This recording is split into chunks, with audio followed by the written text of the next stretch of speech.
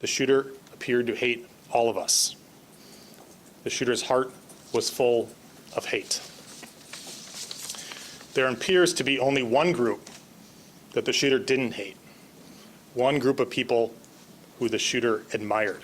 The shooter idolized some of the most notorious school shooters and mass murderers in our country's history. I won't name them, just like I won't name the shooter. They don't deserve to have their names remembered. The shooter left behind hundreds of pages of writings. There is a lot to digest, and we'll know more in the coming days and weeks as we've had an opportunity to go through them. But reading them, one thing is clear, and it's going to be hard to hear, but it's important to the question of why this happened. More than anything, the shooter wanted to kill children, defenseless children. The shooter was obsessed with the idea of killing children. The shooter saw the attack as a way to target our most vulnerable among us while they were at their most vulnerable at school and at church. I won't dignify the shooter's words by repeating them. They are horrific and vile.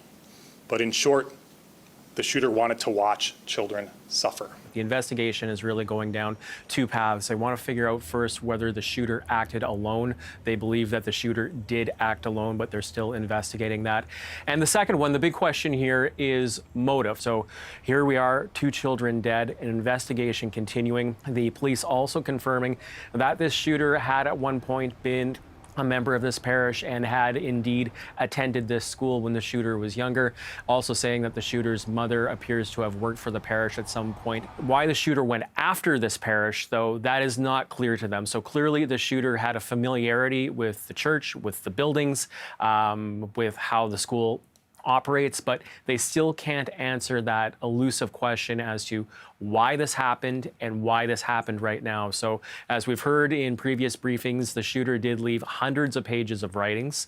In those writings, there is a lot of hate speech. The police, again, saying that it basically appears that this shooter hated all groups, that the shooter was acting with a lot of hatred in their heart and being motivated by notoriety.